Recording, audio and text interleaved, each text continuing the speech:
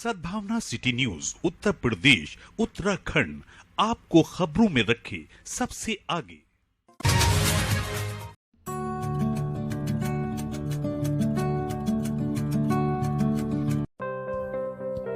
Samajwadi party और उसके सहयोगी गठबंधन के दलों की एक संयुक्त बैठक में विधानसभा चुनाव में एकजुट होकर गठबंधन के प्रत्याशियों को जिताने पर बल दिया गया। समाजवादी पार्टी के जिला कार्यालय पर आयोजित हुई सहयोगी दलों की संयुक्त बैठक में गठबंधन के पदाधिकारियों को शॉल उड़ाकर और फूल मालाएं पहनाकर जोरदार स्वागत किया गया। स्वागत कार्यक्रम में बोलते हुए वक्ताओं ने कहा कि सभी दलों को एकजुट होकर प्रदेश में समाजवादी पार्टी की सरकार बनाने के लिए जी जान से जुट जाना चाहिए। हमें प्रदेश से नफरत फैलाने वाली झूठी सरकार को उखाड़ फेंकने के लिए अपनी कमर कसनी होगी और आने वाले चुनाव में प्रदेश से भाजपा का सफाया करना है। भाजपा ने धर्म जाति के नाम पर आपस में नफरत फैलाने का काम किया है। धर्म के नाम पर वोट हासिल करने वाले इस तानाशाही सरकार को आने वाले विधानसभा चुनाव में करारी हार का सामना करना पड़ेगा और सन 2022 में प्रदेश समाजवादी पार्टी की सरकार बनेगी और अखिलेश यादव प्रदेश के मुख्यमंत्री बनेंगे। इस बैठक में महान दल भारतीय सुहेल देव, समाज पार्टी, राष्ट्रीय लोक दल समेत अन्य 8 पार्टियों के पदाधिकारी और कार्यकर्ता मौजूद रहे।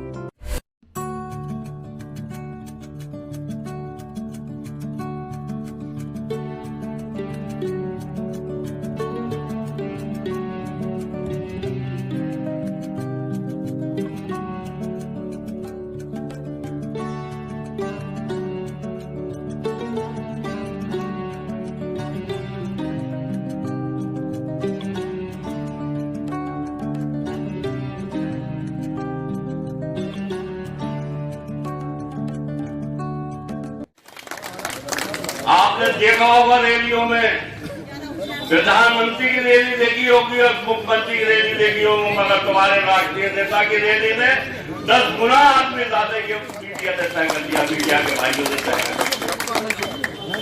दिया। आज एक शख्स ने अगड़े पिछड़े अति पिछड़े दलित सबको एक मंच पर लाकर बिठा दिया। यह है अखिलेश यादव। मैं आप लोगों से ये कहना चाहता हूं कि साथियों, जनता ने तो मन बना लिया, अब आप लोगों की जिम्मेदारी है वोट डलवा लेना और मुख्यमंत्री अखिलेश यादव को बना लेना। उस धरने को खत्म करना चाहती थी। चौधरी साहब ने कहा था हेकड़ी की जरूरत है। हमारा एक मंत्री पार्टी का केवल राजस्थान में है, यहाँ हमारा विधायक था, वो भी पार्टी छोड़ के चला गया। विधायक से हौसला नहीं होता, अपनी ताकत होनी चाहिए। चौधरी साहब ने राकेश टिकैत से कहा था कि राकेश टिकैत घबराने की जरूरत नहीं है, इस सरकार के सामने झुकने की जरूरत नहीं है, आपको इनके साथ में गिरफ्तारी देने की जरूरत नहीं है। पश्चिम उत्तर प्रदेश में योगी जी को बहुत लगा, पश्चिम उत्तर प्रदेश में आग लगवा दूंगा अगर राकेश टिकैत के साथ कुछ हुआ तो। आज उसका नतीजा है कि लोग कहते थे कि मोदी जी नहीं झुकेंगे, नहीं टिकेंगे। आपके सामने गवाह मिसाल पेश है कि ये किसान बराबरी थी, 13 महीने धरना चला पूरी ताकत के साथ और लोगों ने सहयोग करा। कोई मोदी कोई योगी है, सुबह उठते ही गुरुग्रंथ साहब के जन्मदिन पे कहा ये फिर वापसी लेता हूँ, मेरे से भूल हो गई। तो अगर ताकत बना के रखोगे, एकता बना के रखोगे, अपना दिल बड़ा करोगे तो भारतीय जनता पार्टी हटेगी और हवा में हल्ला काटने से ये हटने वाली नहीं है। ये बहुत झूठों की पार्टी है। जितना हम लोग सच बोलते हैं ना, उतना झूठ तो नीचे उतार देते हैं। अभी अमित शाह जी आए हैं, 10,000 की भीड़ नहीं जुटा पाए, लेकिन सोशल मीडिया पे 5 लाख आदमी था, 5 लाख आदमी था। तो इतना जबरदस्त मुकाबला है, बहुत ताकत दिखानी है। हमारी पार्टी राष्ट्रीय लोकदल के राष्ट्रीय अध्यक्ष आदरणीय जयंत चौधरी जी का कहना है कि हर एक कार्यकर्ता, हम 403 सीटों पर चुनाव लड़ेंगे, 40, 41, 42 अलग बात रही, सारे कार्यकर्ता पूरी ताकत के साथ 403 सीटें जीतने के लिए मेहनत करने की लगी। तो सभी दलों के नेताओं से कहना चाहता हूं कि सब लोगों को बहुत ताकत के साथ रखना पड़ेगा। एक शेर के माध्यम से अपनी बात को यही विराम दूंगा। या खुदा ऐसी कलम को स्याही ना दे जो जुदाई लिखे रिहाई ना दे। दोस्तों बदल दो ऐसी सरकार को जिससे दलित पिछड़ा कुछ दिखाई ना दे, दिखाई ना दे। बहुत बहुत धन्यवाद। हम सन 2022 का जो मिशन लेकर आए हैं, उसके लिए अगर हमें अपनी जान की कुर्बानी भी देनी पड़ेगी तो हम उससे आगे पीछे नहीं हटेंगे और इंशाअल्लाह कामयाबी हासिल करते रहेंगे। इस जज्बे और जुनून के साथ मैं अपनी बात को खत्म करती हूँ। अस्सलाम वालेकुम। हम सबको ये जो भारतीय जनता पार्टी की सरकार चल रही है, और बल्कि मैं तो ये कहूंगा कि जो ये भारतीय झूठ पार्टी की जो झूठ उड़ा रही है समाजवादी पार्टी के लिए, भारतीय झूठ पार्टी की जो सरकार चल रही है, इसका अब अंत आ चुका है।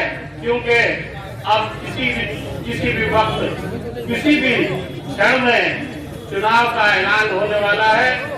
और सम्मानित साथियों, जिस तरह से उत्तर प्रदेश के अंदर भारतीय जनता पार्टी के सभी नेताओं को उतारा जाएगा, तो मैं अपने सभी घटक दलों से और जितने भी हमारे सहयोगी दल हैं और सहयोगी दल के यहाँ पर सम्मानित साथी बैठे हैं, उनसे ये कहना चाहता हूँ कि हम सबको इकट्ठा होकर के भारतीय जनता पार्टी चाहे यहाँ से नेता लेकर के आए, चाहे विदेश से नेता लेकर के आए, हम सबको संकल्प लेना है कि इंशाअल्लाह हम सब एक होकर के, एकजुट होकर के इस भारतीय जनता पार्टी को उखाड़ फेंकने का काम करेंगे।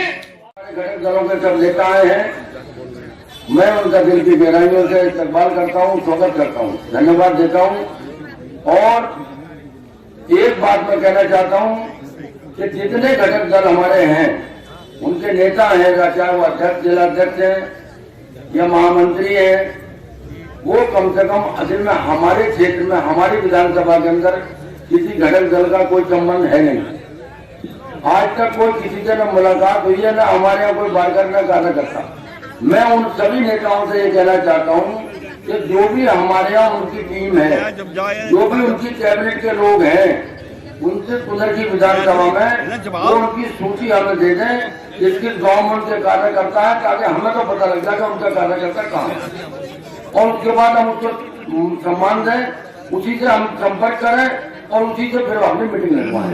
आप लोग कम से कम, चाहे वो राज्य लोक दल के हों या आपके महानदल के हों, अभी ये नहीं पता महानदल के हमारे यहाँ कुछ है नहीं है, बहरहाल जितने भी हैं, हम लोग की सरकार बनवाने का वो काम कर रहे हैं, तो कम से कम हमारी विधानसभा में जो भी उनकी टीम है उसके नंबर दे दें, या हमसे जो है संपर्क करने के लिए उनको बता दें कि आप भी फर्ज है आप लोग। वक्त और हालात बदलने वाले हैं, क्योंकि ये सम्मानित मंच जो गठबंधन का मंच है, ये शहादत और गवाही दे रहा है इस बात की कि 2022 में अखिलेश यादव साहब उत्तर प्रदेश के मुख्यमंत्री बनने वाले हैं।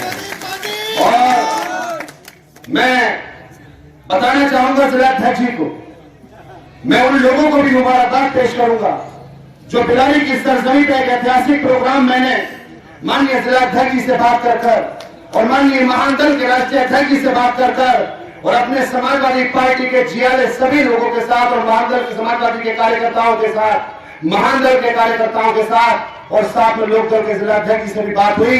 जो एक ऐसा ऐतिहासिक प्रोग्राम हमने किया है, अमित शाह साहब तो पूरे मंडल का प्रोग्राम कर रहे थे, गठबंधन के एक प्रोग्राम बिलारी के ने उनको यह एहसास दिला दिया कि तुमसे तो मुरादाबाद का भी नाम सही से नहीं बोला गया, अरे समझ लो तुम्हारा वक्त जाने वाला है और अखिलेश यादव जी का और गठबंधन का वक्त इंशाअल्लाह आने वाला है।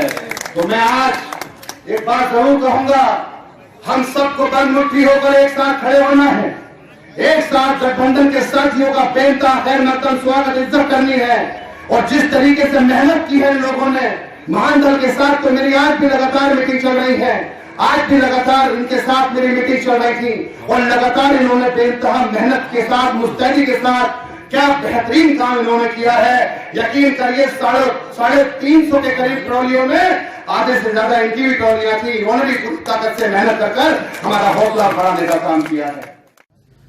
एक ऐसी पार्टी से हमारा मुकाबला है जिसके झूठ और फरेब, बेईमानी और करप्शन में जिसका कोई दूसरा सानी नहीं है। जंग बहुत सख्त होने जा रही है। हमारे घटक दल मिलकर और हम सब लोग मिलकर, हमें अपने परवरदिगार से ये उम्मीद है कि इन्हें हम धूल चटाने का काम करेंगे इंशाअल्लाह। लेकिन साथियों, जो आपने देखा माहौल, गरीब का क्या हाल है, मजदूर का क्या हाल है, नौजवान किस जगह पर खड़ा है, कारोबार कहां चला गया, इन्हें तो सिर्फ और सिर्फ हिंदू मुसलमान करना है, इन्हें और कोई काम नहीं है। हमारी वो तहजीबें, वो परंपराएं जो हमारे बुजुर्गों ने हमें दी थी, उसको इन्होंने पामाल किया है।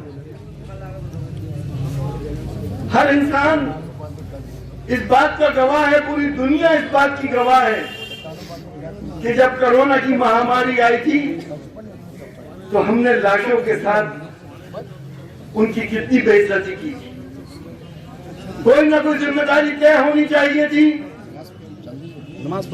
कि जब लाशों को नदियों में बहाया गया और जानवरों ने उसे खाया तो दिल दहल गया। हिंदुस्तान के बुजुर्गों ने कभी ये नहीं सोचा था कि एक ऐसी निकम्मी सरकार भी आएगी जो लाशों की भी सम्मान नहीं कर पाएगी। बड़े बड़े नेता इनके आते हैं, प्रधानमंत्री का स्तर आपको मालूम है, आपकी लाल टोपी पे कमेंट कर रहे हैं प्रधानमंत्री जी। क्या किसी प्रधानमंत्री की ऐसी बातें, दुनिया के किसी भी प्रधानमंत्री की ऐसी बातें सुनी है आपने? यकीनी तौर पर मैं कहना चाहता हूँ बीजेपी वालों, ये लाल टोपी तुम्हारे लिए अलर्ट सिग्नल है, होशियार हो जाओ, अब तुम्हारा सफाया होने जा रहा है। लाल टोपी करेगी और बाकी साथ में जितनी टोपियां हैं वो इन्हें दफन करने का काम करेंगी। अभी हमारे गृह मंत्री जी आए थे, आपने सुना उनका भाषण कि अगर आजम खान साहब को जेल में रखना है तो भाजपा की सरकार बनाना है। अदालतें कोई चीज नहीं है इस देश में। मैं आपके मंच से इस बात को कहना चाहता हूं कि क्यों नहीं हाई कोर्ट ने और सुप्रीम कोर्ट ने स्वतः संज्ञान लिया कि ये इसका अपमान कर रहे हैं अदालतों का। ये जेल में नहीं रख सकते जब तक अदालतें नहीं चाहेंगी, जब तक अदालतें फैसले नहीं देंगी। गठबंधन की सरकार आ रही है,